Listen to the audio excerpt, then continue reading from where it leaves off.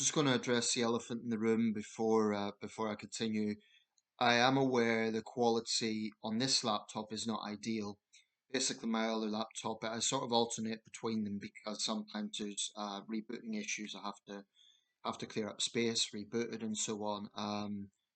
And the other laptop will be available soon, but I want to talk about the subject whilst it's on my mind. Otherwise, it'll just fade away. And I do think it's an important subject. And it's relevant to something I've been talking about recently. But I am aware that the image quality on this is not perfect. It's not perfect pixelation. Um, but what I usually do, I look back on my own videos and I think, is this something I would watch? Or would I watch a video and think, oh, that's unwatchable? So basically, I wouldn't put something out there if I wouldn't think it was acceptable myself. Um, it's not perfect, but as long as the sound is clear and I'm reasonably clear, and I'm looking at the camera now, I think it's okay. Not perfect, but okay. Then yeah, I'm putting it out there. If this channel really, really grows, at the moment I still consider this a relatively small channel. I have about 2,300 subscribers. Grateful for everyone, but it is still a relatively small channel. And when it gets much bigger and I have the means to maybe get a much more up to date laptop, then yeah, I'll work with that. But for now, honestly, it's not something that I feel is a massive priority. I know that some people have said I'll get a lot more subscribers if the quality of the video is a lot better. I'm not sure about that because I've had videos where the quality has been better than this and it hasn't seen a sudden jump in subscribers. So I don't think that makes much difference. I think there's a lot of factors involved in that in terms of marketing strategies and all that sort of thing. I don't think, and right now I love my channel to grow, but it's not something I stay up at night worrying about, put it that way. It's not an absolute priority right now, but obviously every new subscriber is welcome. Um, so to get into, I just wanted to address that point because I am aware of it myself that sometimes. Also, just one thing on that point, people sometimes with good intention say, "Oh, Nathan, why don't you get this or get that?" My financial situation is not ideal at the moment. Um, so the money I do have, I have to prioritize on other things, and like I say, this just isn't a priority. So to get any sort of audio booster or whatever it would be. And I'm not complaining about those people, by the way. I know they say that with good intentions, but it's not the priority. And as for trolls, I recognize them when I see them. That is people who are not being constructive. They're just coming to have a go at you for no reason or because they want to get under your skin. Generally doesn't work with me. Anyway, hypersensitivity. It's perhaps not unrelated to what I've just said. Um, I do have one specific thing in mind. That's story recently regarding the actor Simu Liu. He was one of the judges on the Canadian show. I think it was the Canadian version of Dragon's Den. I might be given the title wrong, but anyway, it's a well-known story now. So basically, if you don't know about this, entrepreneurs go on the show to try and get funding for their business, and they have to pitch their idea to judges. And a couple came on who pitched their version of boba tea, the beverage. Um, and I didn't watch the show. It's not the sort of thing I would watch. But apparently, they were a little bit. They'd said like they wanted to improve the recipe, and the pitch wasn't great, right? So I do understand that. But what is ridiculous was the backlash that they received, even to the point of death threats. This was because Simu Liu had said, you're taking something that's particularly Asian and you're culturally appropriating it. This very controversial term, cultural appropriation. Let me just say right now, I do not like the term, at least not the way it's used today. I think that it's too often thrown around, and it kind of creates this exclusiveness, like only one group of people, only one culture should be allowed to enjoy something. Now, I do think the couple were perhaps a little bit sloppy in the delivery, perhaps by saying they could improve it, and that was a little bit perhaps insulting to the source, the origin of where it's from. But To get death threats, absolutely insane. To be fair to Simuleo, he did push back on that. He said, this is my opinion, but I don't support that. And he did call on people to stop harassing the couple.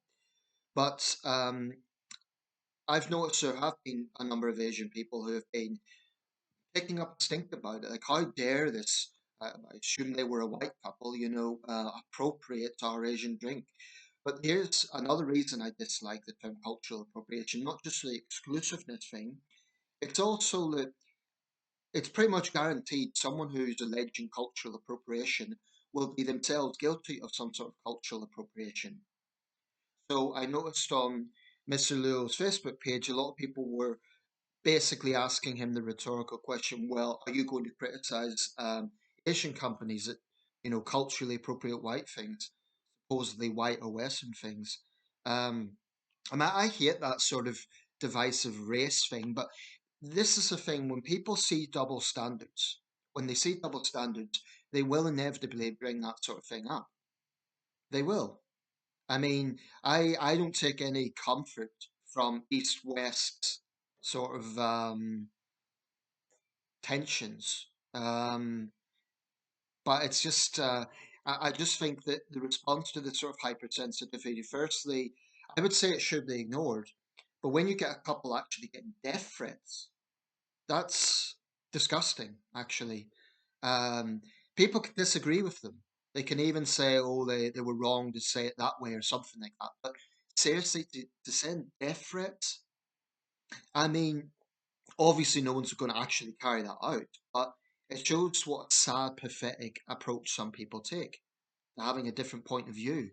I mean, I wouldn't even, that's crossing a line. I would not send a death threat to people I have vocally been against on this channel, public figures like Jeremy Kyle, for example. I don't like the man, but I don't want to get a police warning for what is actually a criminal offence in many jurisdictions. Um, you know, it's wasted energy. It's better to focus criticism on something that actually makes sense in terms of the criticism.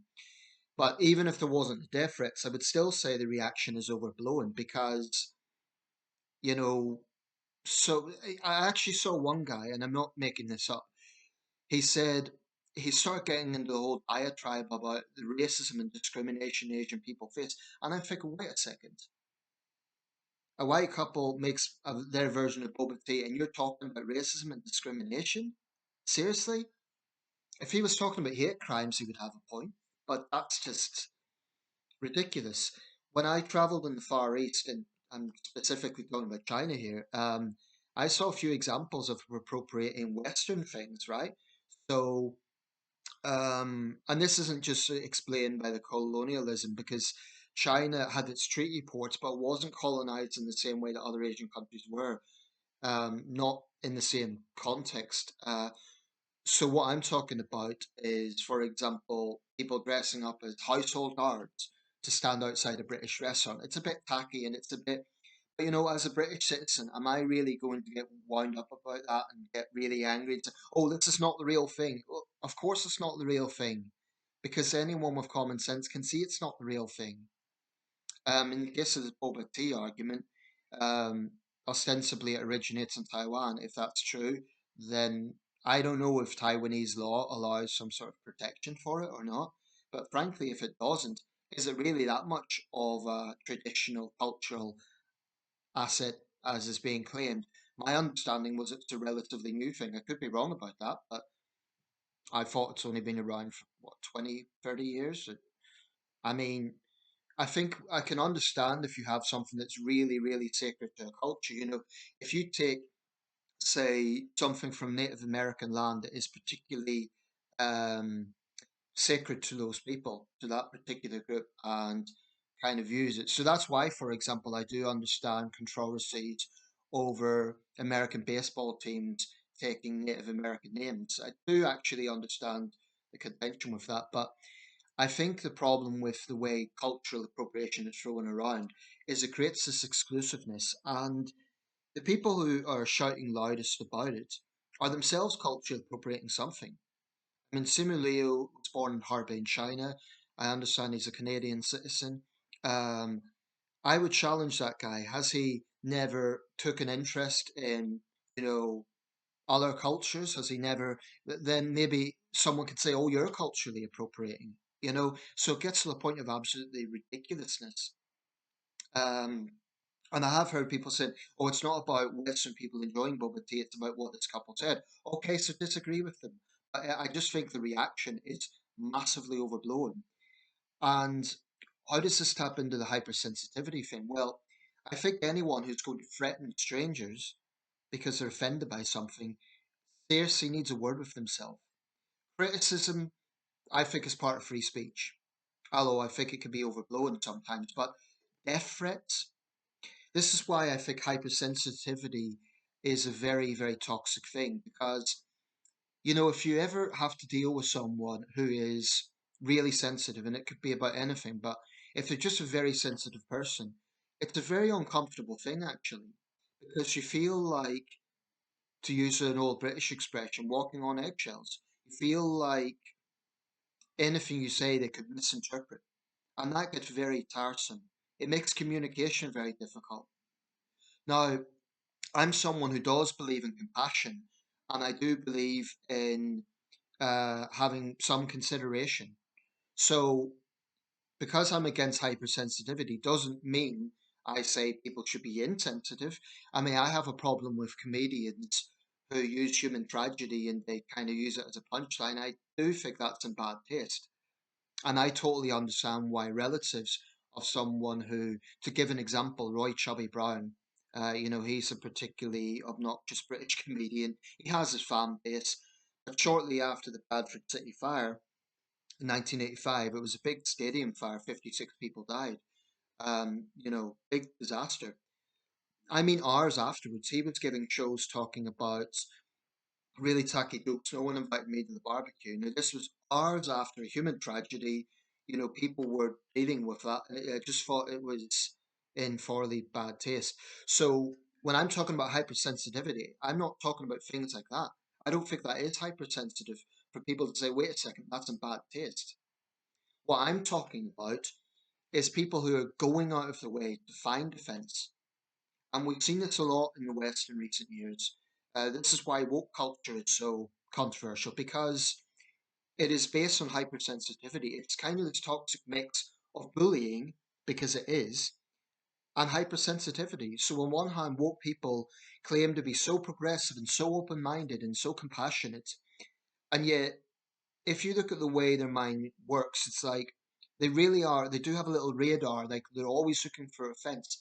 Oh, but this might be offensive to this minority group, or we can't do that, or we can't do this. So it just gets really tiresome, really. Um, and that's why I've always been against woke ideology, because I think it's disingenuous. I do not think it's about compassion. I think it's sanctimonious. I think it is. Really self-indulgent, I don't think is what it claims to be all about. Maybe originally it was about that, but certainly not today. That's why when people say, "Oh," that I've seen people come out with this line: whenever people attack the woke, they're simply attacking compassion. No, I believe in being compassionate, but I'm against woke ideology because it's not. It pretends to be, but it's really not. I mean, it's about hounding people out of their jobs. It's about smearing people. It's about, certainly there's plenty of double standards to be found, but it's just not what it claims to be, and that's what I find so aggravating about that. And the other thing is, it is based on hypersensitivities. Constantly looking for reasons to be offended. I'll cite a personal example here. I'm Northern Irish. I'm a British citizen, but I'm from Northern Ireland. That's where I was born. Now, pretty much the whole time I've been in England, I've had people periodically say to me something along these lines. "Oh, that's a lovely accent." Um, I say, "Oh, thank you." You know, and they'll say, "Oh, is it Irish?" I'm like, "Oh, Northern Irish." But I'll thank them for the compliment. But the point I'm making here is often it's done in a way that sort of assumes I've just kind of arrived, like I'm a student or something. And the thing is, I can choose to be really offended by that. I can choose to get really offensive excuse me, defensive and say, "I'm a British citizen. How dare you? I'm as British, get really on my high horse." And I admit it can be a little bit irritating when people kind of, Northern Ireland and Ireland are not the same thing. There are different cultures, there are different contexts there. And Northern Irish people do feel quite strongly about this. I do. I'm a British citizen, I'm not an Irish citizen. No disrespect to Ireland, I'm just not an Irish citizen, I'm British. So I do feel a little bit irritated when people are lazy about that. But I am certainly not going to get overly offended, and especially when they've been paying me a compliment, saying that's a nice accent or something.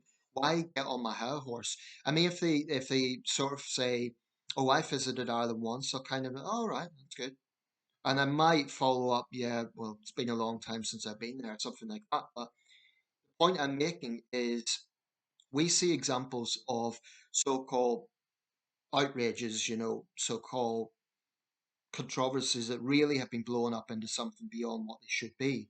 For example, that incident last year regarding, I think it was Prince William's godmother. Um, there was a palace incident. I honestly, I don't value it in importance enough. I don't remember the individuals' names, but basically, you had a white lady in waiting, and then you had a black woman who was receiving an honor, and it turned into a whole big thing because the white courtier, let's call her that, had asked this woman where she was from, and then it got into where was she really from. And the way I took that whole thing was maybe the way she was asking the questions was a little bit pushy, and she should have accepted the woman's answer. This is the thing people found a bit, well, interesting. The woman was in traditional West African attire, right? So naturally, there would be an assumption that she could have traveled from outside the country, from West Africa. But that woman chose to make it a big racial thing, and it ended up having to be a groveling apology from the lady in waiting, and it just the whole thing felt extremely overblown. And what I think is ridiculous about it was the context was civilized. It wasn't like an overtly racist thing. But then we hear this term microaggressions, which is another term I have a big problem with because I think it's um, again, it's looking for reasons to be offended. I mean, I could say that people, the way they ask me about my accent is a microaggression because they're saying I'm not as I could read into that, but it would be ridiculous. And yes, I admit it is slightly annoying, but if people don't have bad intentions, and for goodness sake, don't make it a bigger thing than it is. You can correct them, but don't make it a bigger thing than it is. Words are not violence, right? And it's ridiculous. It really is. Um, I suppose you could say, a cynical person might say, "Well, wait a second, Nathan, you're complaining about all of this stuff, so you're being hypersensitive." No, what I'm doing is saying that you get into an area where there's legislation, you get into an area where people potentially lose their jobs, where their reputations are ruined. I am challenging that mindset where people get so hypersensitive that they can't just see something for what it is. I'm not saying that people have to be, if someone makes a mistake regarding someone's identity or something, okay, you can correct them, but just don't make a bigger thing than it is. Certainly don't run to the police, or run to social media moderators because someone has interpreted something that isn't quite accurate. It's just, I mean, if someone is being blatantly rude, that's different. Then everyone's got a right to push back. If someone was rude to me, I would be just as rude back. But I think when you get hypersensitivity combined with these tag words, cultural appropriation, microaggressions, all this crap, it just it creates a very shackling form of communication because people feel like, I mean, recently the charity, I believe it was Scope, because it was coming out of the Paralympics, they were talking about things to say and not say to disabled people, and I'm thinking, well, look, I'm not disabled. I can't live in their shoes, right? And of course, people should have a certain degree of sensitivity. I mean, you're not going to make a joke about running to someone who's in a wheelchair, right? But so there's certain common sense aspects of decency. But The thing that I questioned there was, shouldn't you be really campaigning or prioritizing, for example, access for disabled people, job opportunities, that sort of thing, rather than trying to police the words people use? I'm sure disabled people themselves would say that they're more concerned about issues around access, for example, to public transport, than they are over people not saying precisely the right word. I mean, proposals, for example, to ban the word mad because it might stigmatize people with mental illness is ridiculous. I think when you start getting down the line of policing language to the point where words that are widely used have to be taboo when they weren't taboo before is ridiculous. It's just shackling. It's not realistic. And I think it's the wrong priority for a disability charity.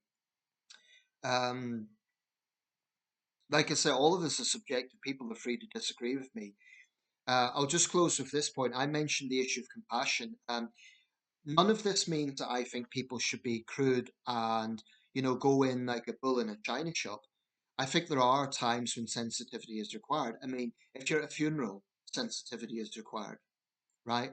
If you're talking to someone who's had a really traumatic experience, maybe they're going through PTSD. For example, you wouldn't start talking about your favorite beer in front of someone who's a recovering alcoholic, for example.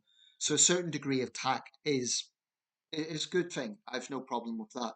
What I'm talking about is people who go out of the way to be offended. It's just, and I think the whole cultural appropriation thing around this Boba Tea story is an example of that. People who are so pathetic that they're actually sending death threats to a couple that they don't know, because how dare a white couple appropriate Boba Tea? Sad, sad people doing that. They should be ashamed of themselves, absolutely ashamed of themselves. I mean, if that's how they react to a white couple making boba tea, I wonder what the response is to actual racism, i.e., Asian people suffering hate crimes, which is, actual racism. Um, so yeah, I don't say that people should be insensitive, but I do take issue with hypersensitivity. I think it's shackling. I think it makes communication hard. It's tiresome. It leads to self censorship. It just really unhealthy, and I think it's something the Western world has been seeing too much of recently, quite frankly.